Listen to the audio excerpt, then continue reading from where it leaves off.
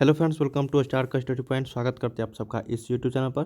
दोस्तों, इस वीडियो में हम लोग बात करने वाले हैं यहाँ पे क्लास 12 वालों के लिए 100 मार्क्स हिंदी लैंग्वेज पेपर का यहाँ पे 2022 के लिए बीबीए ऑब्जेक्टिव क्वेश्चन, जो भी छात्र इंटरमीडिएट से एग्जाम देना चाहते हैं बिहार बोर्ड से। दोस्तों, तो आप सभी के लिए यहाँ पे पहले हम लोग चैप्टर वाइज ऑब्जेक्टिव क्वेश्चन करने जा रहे हैं। ये 11 नंबर चैप्टर है दोस्तों। इनसे पहले मैंने आप लोग को 10 चैप्टर अपलोड कर दिए हैं। जो छात्र नहीं देखें जाके देख सकते हैं चैनल के प्लेलिस्ट में। काफ़ी सारे इंपॉर्टेंट क्वेश्चन मैंने आप लोगों को वहाँ पे बताए हैं। ठीक है, यहाँ पे हम लोग बात करेंगे हंसते हुए मेरा अकेलापन, जिनके लेखक है मलियज। ठीक है, इनके बारे में हम लोग जीवन परिचय देखेंगे और हंसते हुए मेरा अकेलापन चैप्टर से अभी तक जितने भी प्रीवियस ईयर्स में क्वेश्चन पूछे गए हैं वो सारे क्वेश्चन मैं आप लोग को यहाँ पे बताने वाला हूँ, प्रैक्टिस सेट करवाने वाला हूँ। ठीक है, तो वीडियो को लास्ट तक जरूर देखेगा दोस्तों। अगर आप भी क्लास 12 के छात्र और बिहार बोर्ड से एग्जाम देना चाहते हैं तो ये चैनल आप लोगों के लिए काफ़ी हेल्पफुल रहेंगे, तो इस चैनल को सब्सक्राइब कर लीजिएगा। ठीक है, और बेल आइकन को भी प्रेस कर दीजिएगा ऑल नोटिफिकेशन सेलेक्ट करके, ताकि जैसे ही नया वीडियो लेकर आऊँगा इसके नेक्स्ट पार्ट सभी सब्जेक्ट का यहाँ पे आप लोगों को मिलेंगे दोस्तों। तो आप लोग को नोटिफिकेशन जो है मिलता रहेगा। ठीक है, तो चैनल को सब्सक्राइब करके वीडियो को लाइक जरूर करना दोस्तों, और वीडियो को हर जगह शेयर भी कर दीजिएगा। और टेलीग्राम पे सभी छात्र जुड़ जाइए, लिंक डिस्क्रिप्शन में भी दिया गया है। चलिए और भी जानते हैं दोस्तों, यहाँ पे और भी क्वेश्चन का प्रैक्टिस सेट करना चाह रहे हैं। इस क्वेश्चंस के अलावा आप हमारे इस वेबसाइट की मदद से कर सकते हैं। starkstudypoint.com गूगल पे लिखिए, या फिर लिंक डिस्क्रिप्शन में है, या फिर गूगल पे सर्च कीजिएगा starkstudypoint.com। ये चैनल का ऑफिशियल वेबसाइट है। इसी वेबसाइट पे आप लोग को सभी सब्जेक्ट का चैप्टर वाइज लेटेस्ट पैटर्न पे 2022 के, ठीक है, तो वो आप लोग को मिल जाएंगे इस वेबसाइट की मदद से। तो जाके आप लोग प्रैक्टिस सेट जरूर कीजिएगा। तो चलिए हम लोग जानते हैं दोस्तों यहाँ पे मलिया जी के पहले जीवन परिचय के बारे में। इनका जन्म मृत्यु कब हुआ था, इनका पिताजी का नाम किस जिले में, इनका मतलब सभी चीज़ों के बारे में जानकारी हम लोग लेंगे। तो चलिए मलिया जी के बारे में जीवन परिचय जानते हैं, किनके लेखक हैं ये। तो हंसते हुए मेरा अकेलापन चैप्टर के। देखिए दोस्तों, यहाँ पे आप लोग को जीवन परिचय में मैं बताने वाला हूँ कि देखिए, नई कविता आंदोलन के अंतिम दौर के प्रमुख कवि मलियज का जन्म। देखिए, नई कविता आंदोलन के अंतिम दौर के प्रमुख कवि माने जाते हैं मलियज, जिनका जन्म उत्तर प्रदेश के आजमगढ़ जिले में महुई नामक गांव में हुआ था। कब? तो 1935 में। ठीक है, ये डेट यहाँ पे नहीं पता चला है दोस्तों, आप लोग के बुक में भी नहीं दिया है, तो आप गूगल सर्च कर सकते हो। तो कवि मलियज का जन्म 1935 में उत्तर प्रदेश के आजमगढ़ जिले में महुई नामक गाँव में हुआ। इनका वास्तविक नाम भरत जी श्रीवास्तव था। ठीक है, ये इनका वास्तविक नाम था, लेकिन जो प्रचलित नाम है वो मलियज है।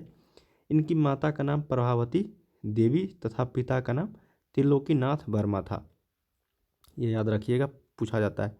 इन्होंने उत्तर प्रदेश के इलाहाबाद विश्वविद्यालय से अंग्रेजी में एमए किया। छात्र जीवन में इनको क्षय रोग हो गया था, क्षय रोग। ठीक है, कॉलरा जिसको बोलते हैं दोस्तों, ये आप लोग याद रखिएगा कि इनको कौन सा रोग हो गया था, तो क्षय रोग। ऑपरेशन के दौरान इनका एक गुर्दा मतलब किडनी निकालना पड़ा, तथा शेष जीवन उन्होंने दवाइयों के सहारे गुजारा। देख सकते हैं दोस्तों कितने ये मतलब किस दौर से गुजर कर यहाँ तक पहुँचे थे। ठीक है, लेखक बने थे। मलियज स्वभाव से अंतर्मुखी, एकांत प्रिय, गंभीर, मितभाषी तथा प्रायः अवसादग्रस्त रहने के बावजूद कठिन जिजीविषा धर्मी थे। ठीक है, ये कुछ दिन तक इलाहाबाद के केपी कॉलेज में हेडमास्टर भी रहे दोस्तों, प्राध्यापक भी रहे। सन 1964 में उन्होंने कृषि मंत्रालय, भारत सरकार की अंग्रेजी पत्रिकाओं के संपादकीय विभाग में कार्य किया। तो ये आप लोग याद रखिएगा, कब? 1964 में। फिर आता है कि ड्राइंग तथा स्केचिंग, संगीत, कला प्रदर्शनी एवं सिनेमा में इनकी गहरी रुचि थी। डायरी लेखन को इन्होंने जीवन जीने के समान अपना रखा था। इन्होंने 16 वर्ष की आयु से डायरी लेखन शुरू कर दिया था तथा अपने जीवन के अंतिम काल तक डायरी लेखन करते रहे। उसका 26 अप्रैल 1982 को इस प्रतिभाशाली कवि का निधन हो गया। तो याद रखिएगा कब हुआ था? 1935 में इनका जन्म हुआ था, 26 अप्रैल 1982 को इनका निधन हो गया। ठीक है, तो ये था जीवन परिचय। हेलो बच्चों, पढ़ाई में डाउट्स आते हैं, घबराइए मत, सबका सोल्यूशन है डॉट नेट। अगर आप किसी भी सवाल में अटक गए हो या आपसे सॉल्व नहीं हो पा रहा है, बस आपको उस क्वेश्चन का फोटो लेना है, उस क्वेश्चन को क्रॉप करना है और 5 सेकंड के अंदर आपको उस क्वेश्चन का वीडियो सोल्यूशन मिल जाएगा। फिर चाहे आपका क्वेश्चन होमवर्क का हो, सीबीएसई का हो, यूपी, महाराष्ट्र, राजस्थान, एमपी या फिर किसी भी बोर्ड का हो, चाहे आईटी, जेई, नीट या 6ठी से 12वीं का क्वेश्चन हो, इसका जवाब मिलेगा डॉट नेट ऐप पर। या फिर कोई भी सब्जेक्ट हो, फिजिक्स, केमिस्ट्री, मैथ, साइंस, आपके सभी सवालों का जवाब मिलेगा डॉट नेट पर। साथ ही अब डॉट नेट ऐप पर पढ़िए कोटा के बेस्ट फैकल्टी से, जैसे जीवी सर, एनएस सर, आकांक्षा मैम, प्रिंस सर जैसे टॉप टीचर से। यानी अब पूरी पढ़ाई होगी डॉट नेट ऐप पर। 3 करोड़ से ज़्यादा बच्चे .NET ऐप पर पढ़ाई कर रहे हैं, तो आप भी जाइए और डाउनलोड कीजिए .NET। निधन हो गया। ठीक है, तो ये था जीवन परिचय। अब हम लोग जानते हैं इनके द्वारा कुछ लिखे हुए साहित्यिक रचनाएं के बारे में। कविता, आलोचना, सृजनात्मक गद्य या फिर संपादन या फिर डायरी, ये सभी चीज़ें पूछा जाता है। ठीक है, देखिए कविता के बारे में अगर हम बात करें तो जख्म पर धूल जो 1971 में प्रकाशित हुआ था। अपने होने को अप्रकाशित करता हुआ, ये भी 1980 में यहाँ पे प्रकाशित हुआ था। ये सभी कविता है। आलोचना भी किए हैं दोस्तों। कविता के संस्कार जो 1979 में प्रकाशित हुआ। संवाद और एकालाप जो 1984 और रामचंद्र शुक्ल 1987।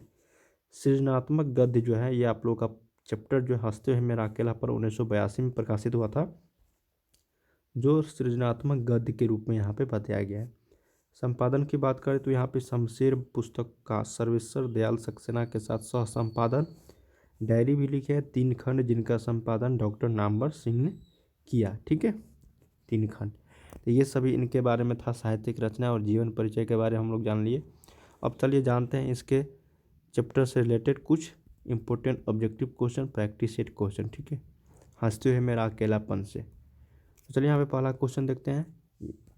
ठीक है, वीडियो को लास्ट तक जरूर देखिएगा दोस्तों, काफ़ी वीवीआई है आप सभी के लिए और यहीं से आप लोगों को क्वेश्चन बोर्ड परीक्षा में पूछे जाते हैं। पहला क्वेश्चन है कि हंसते हुए मेरा अकेलापन के लेखक कौन है। तो अभी जस्ट हम लोग पढ़े इनके जीवन परिचय के बारे में। कौन है? तो मलियज जी है, जिनका वास्तविक नाम क्या था? भरत जी श्रीवास्तव। ठीक, जिनके पिता का नाम क्या था? त्रिलोकीनाथ वर्मा। ठीक है, और माता का नाम क्या था दोस्तों? प्रभावती देवी। ठीक है, तो ये आप लोग याद रखिएगा।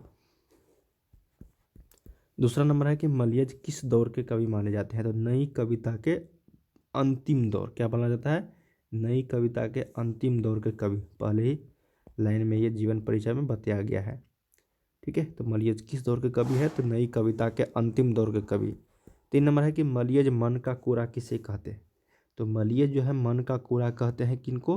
तो ये कहते हैं डायरी। ठीक है, तो सही उत्तर यहाँ पे 3 का ऑप्शन नंबर ए हो जाएगा, डायरी। 4 नंबर है कि मलियज किस कर्म के बिना मानवीयता को अधूरी मानते हैं।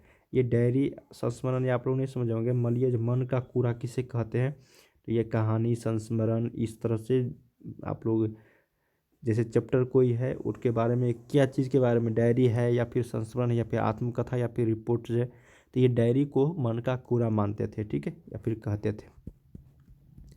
4 नंबर है कि मलियज किस कर्म के बिना मानवीयता को अधूरी मानते हैं। तो वो कर्म है दोस्तों आपका कौन सा? रचनात्मक कर्म। इनके बिना मानवीयता को अधूरी मानते हैं, तो रचनात्मक कर्म जो है यहाँ पे होना चाहिए। 5 नंबर है कि हंसते हुए मेरा अकेलापन किस विद्या की रचना है।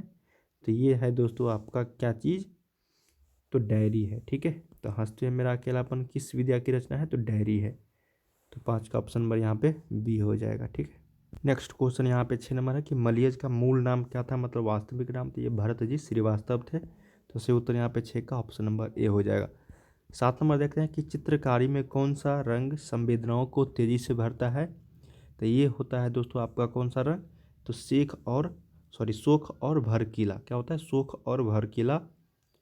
ये जो है आप लोगों को यहाँ पे संवेदनाओं को तेजी से भरता है चित्रकारी में। तो 7 का ऑप्शन नंबर सी। ये आप लोगों को बुक से लिया गया है क्वेश्चन। ठीक है, हंसते हुए मेरा अकेलापन चैप्टर के 20 से। फिर आता है 8 नंबर का किसी भी रचना का मानदंड क्या होता है। तो किसी भी रचना का जो मानदंड होता है वो शब्द और अर्थ दोनों में होता है। तो सही उत्तर यहाँ पे 8 का ऑप्शन नंबर सी। तो दोस्तों हंसते हुए मेरा अकेलापन चैप्टर से टोटल 8 क्वेश्चन मैंने यहाँ पे सिलेक्ट किए हैं, जो आप सभी के लिए बोर्ड परीक्षा में काफ़ी इंपॉर्टेंट रहेंगे और ये सभी क्वेश्चन किसी न किसी ईयर्स में पूछे जा चुके हैं। उम्मीद करते हैं इस वीडियो के माध्यम से आप लोग को काफ़ी सारी जानकारी मिला होगा।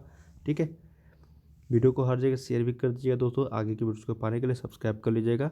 मिलते हैं नेक्स्ट वीडियो में।